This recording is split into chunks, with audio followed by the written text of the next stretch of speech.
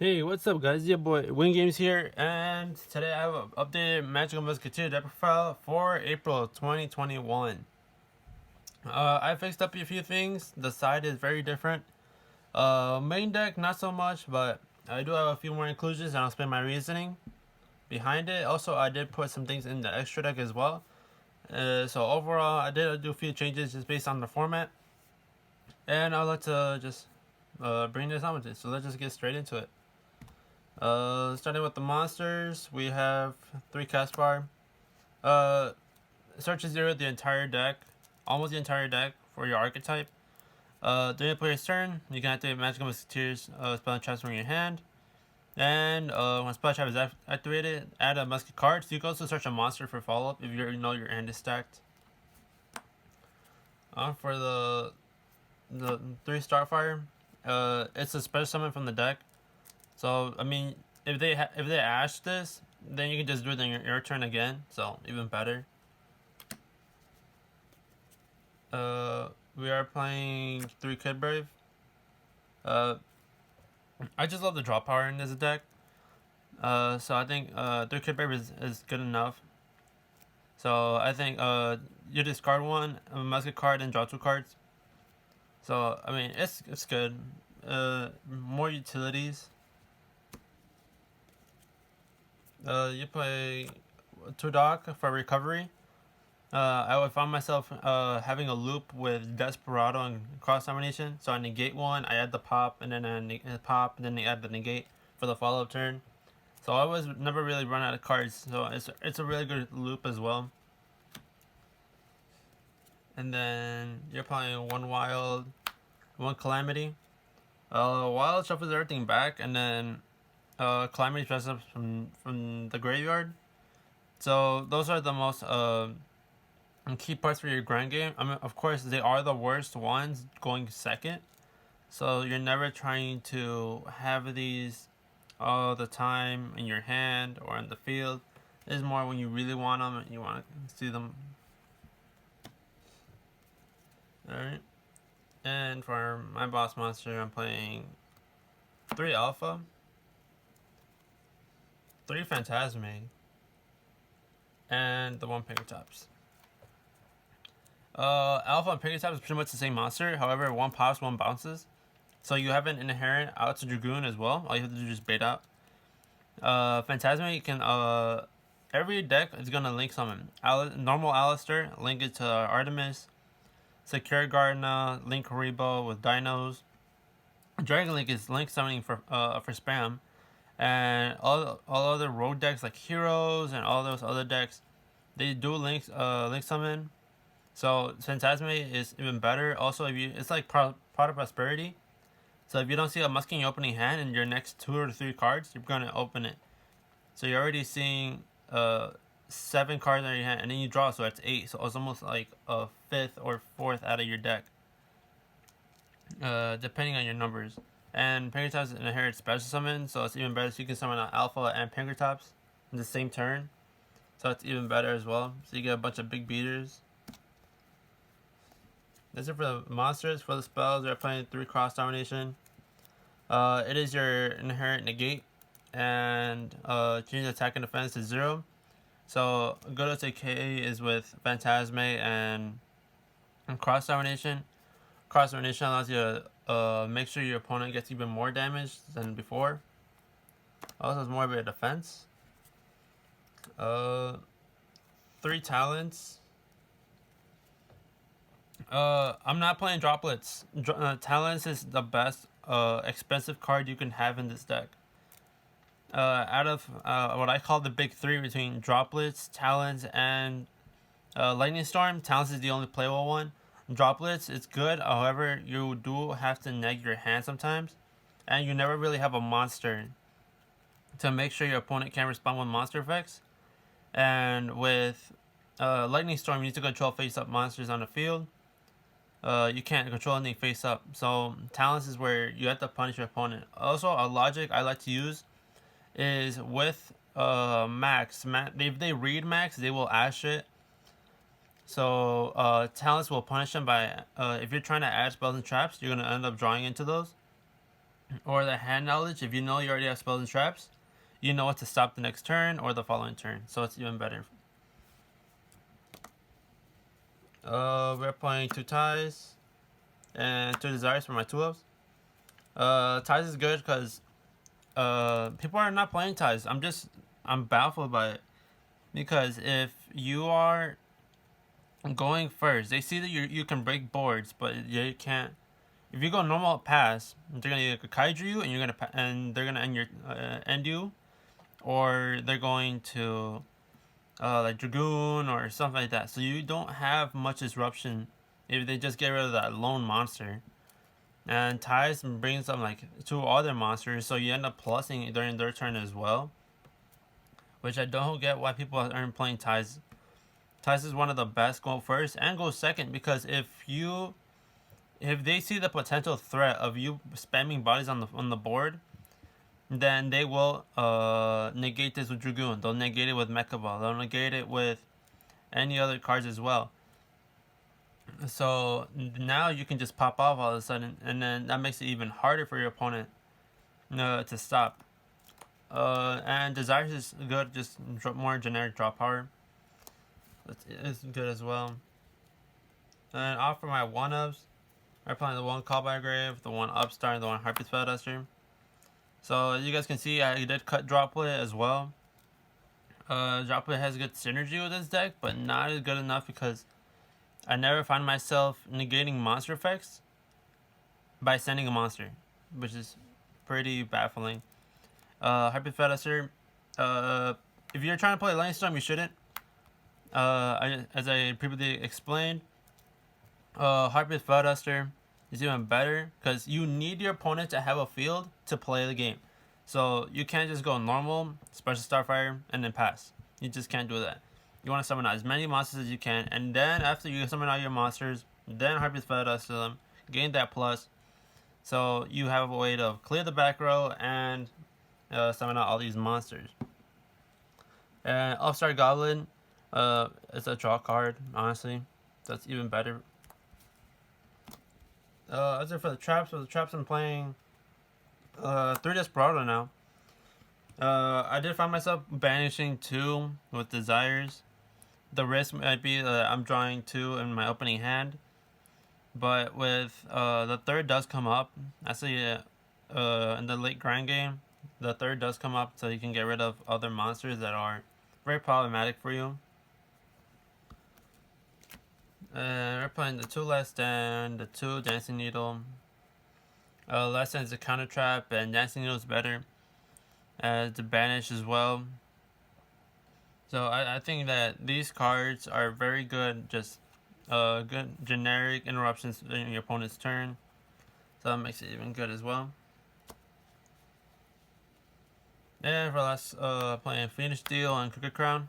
Crooked Crown is amazing in this deck now, because I am playing Zeus. So my thing with Zeus is I'll Zeus, and then I'll set Crooked Crown, and then I'll activate during my opponent's turn. I'll activate it, and then I see they're trying to combo off again with LP. You can summon this out. People don't know about the effect, but Crooked Crown allows you to block a zone that your opponent has by summoning a musket from your hand to that zone. So for example, if I can summon it based on this playmat, if I summon it right here, then and my opponent LP is pointing like to this zone, they're in their field, I can summon a Caspar or a Max, and then now their column is negated, so they can't even activate LP. So it's even better as well. And Phoenix Steel protects me from Dogmatic Punishment, so it's even better, just all inherent protections as well. That's it for the main deck. Off for the extra deck. Alright guys, off for the extra deck as well. We are playing the 1 Mekk-Knight Avermax. This is a Towers. Your opponent will be sometimes with Prank Kids. Actually, this is one of your best outs because they can't Battle Butler you. Or like if they already use Pandemonium, they can't really get rid of his effects. So it's a good Towers monster as well. We're playing my 1 Access Code. It's the best Link 4 you can make. Borosword does require too many bodies, so you sometimes don't even have the extra body to attack twice. which is a big problem. That's why I cut Boral Sword. Access code is even better, just popping cards on as well in the field, so you can just link climb. We're playing one in Girsu. If Dragoon is the only out we have on the board, with like a 2 back row, we're trying to get rid of the Dragoon. So I think this is just one of the best cards. Also, no one really knows the interaction, but if you have a dead counter trap under like a dock, with dock, if you want to free up that zone, you can activate Ningirsu, send the counter trap instead of itself, so then you can go for access code. So it's a good interaction you might have, and it might come up. Now we're playing Nightmare Unicorn and Phoenix for utility. Pop a card, shuffle one back. Really good. We're playing the best monster of the deck. We're playing 3 Max. Max is just amazing. It gives you so much generic advantage, allowing you to summon out monsters based on the amount of backer your opponent has, and add spells and traps based on the amount of monsters your opponent has. It just punishes them for playing the game, and then your spells and traps do the work for you. And the new inclusions to the deck, I am playing the Starting Venom Fusion Dragon, the Predaplant Strophilia, and the Mud Dragon. I'm playing Super Poly in the side, and I think that with Dragoon and Dragon Link becoming very big problems in the meta, as well as Dinos as well. Dinos you can get rid of the Secure Gardener or the Conductor or the Logia. Mud Dragon is really good as well. And so I always found myself needing these as well. And since I'm playing a lot of draw power, the neg 1 off of Super Poly is great. Just not affecting me as much. And for my Xyz package, I'm playing the One Nightmare Shark, the Downer Magician, the Phantom Knight's Brick Sword, and the one Zeus. Shout out to the guy who suggested this.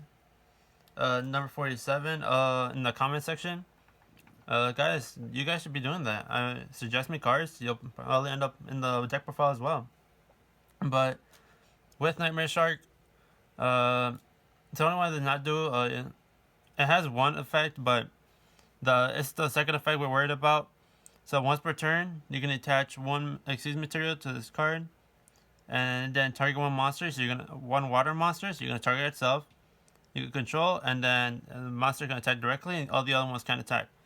The other ones can attack thing is actually kind of really good, because now most of our monsters can sit in defense, and they all have relatively high defense. Casper has 2,000 defense, so we don't have to worry about going on all attack. And Nightmare Shark can just get us a Zeus, and go over Downer as well, so it's even better. Break Sword can pop the dead counter traps and you have, and card in your opponent's have. So it's an inherent pop, and it also helps you as well. And then Zeus is a big towers monster that if you have a way of summoning this out, and then you have Kicker Crown for your follow up, it's just amazing. And that's it for the extra deck. And for the side deck, this is where I started testing, and it's coming out really good. So I play 3 Chaos Hunter. Chaos Hunter, it's amazing, honestly. Like, the fact that you can summon this out during your opponent's turn, like, it makes it so good. So you don't have to worry about the Living Year. You don't have to worry about the Chaos Space putting the dragons back. This will literally almost end their turn. Like, honestly. And your opponent cannot banish cards. It's just amazing. It's a free body on the board. So a lot of my monsters that I'm playing are free bodies on the board. You're not seeing me play hand traps, because you're going neg 1 on your hand, and sometimes people can play through hand traps now. You need a big floodgate monster like this. So this is Lancia. That's not Lancia, but even better for your deck, because your deck struggles against monsters that are over 1900. So if your deck loses to normal summon Gemini Elf Pass, that's pretty much the end for you. So the thing with Chaos Hunter, Phantasme, Alpha, and Pinkertops, they all summon themselves. So now we're not sending anything to the graveyard and not getting it back. We discard, but we summon them out, and then now we have a big monster that we can go for. So I think that's just amazing. And I'm about to contradict myself by just playing 2 Lancia. You have 5 ways of stopping your opponent from banishing. This will go end your turn for dinos, end your turn for Dragon Link, end your turn with Mechabum, Alistairs, all that. So I think that Lancia is the only one hand trap. I'm only playing 2, so I'm playing more of a board breaking thing than interrupting my opponent. So I think that Lancia is just one like, okay, I see that they negated Phantasme, they negated the Alpha, so I'm like, okay, this is my last resort. And my thing with Phantasme is that I have to worry about the Eldritch matchup as well, which is why I have these in the sides. I can take out Phantasmes, I can take out the Pinkertops for the Eldritch matchups, because sometimes they end up like 2-3 background pass. And so I think that this is just a good suitable replacement. And then I am playing 3 Super Poly inside. Again, I will main this only if I see that Eldritch is not a problem that much anymore.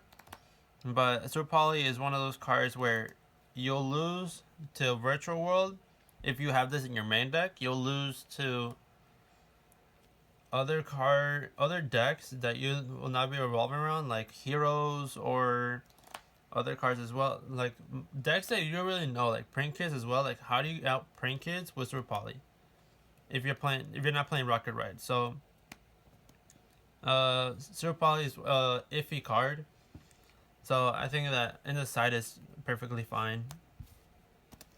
And I may get a lot of hate for this, but 3 Mystic Mine. If your deck can play under this, then you're throwing games.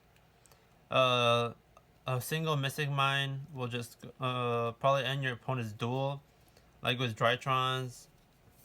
So I think that Mystic Mine is one of those cards where you have an out for it as well. So you can pop your own Mystic Mine with Desperado, search across domination, and go on the offense. So it's just a good way to stall out the game if you don't draw a musket. And for my back row hate, I'm playing 3 Cosmic and the 1 Red Reboot. I tried playing evenly in this deck, but you need your opponent's board. So if they try to play a Conquistador or something, then you use Cosmic and you banish it. And then you can send the Golden Lord to the graveyard and banish the Golden Lord and the Scarlet Sanguine. So it's just even better for you to banish the cards. And then it's a quick play, so you can play it in your turn and during your opponent's turn. And Red Reboot is just amazing because we don't need our life points in this deck, like with Solemns and stuff like that. So if you have to pay half, pay the half. Negate it. Now you have your opponent's back row, so you can summon out as many monsters as you want. And with Red Reboot, you can activate it in your hand as well.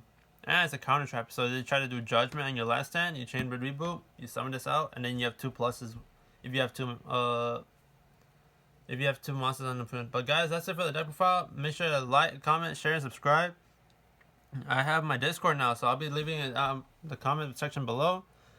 And let me know, guys, what you think of the deck profile. Do you guys think I should take this to locals this week? And should I do my blogs again? Let me know down in the comments.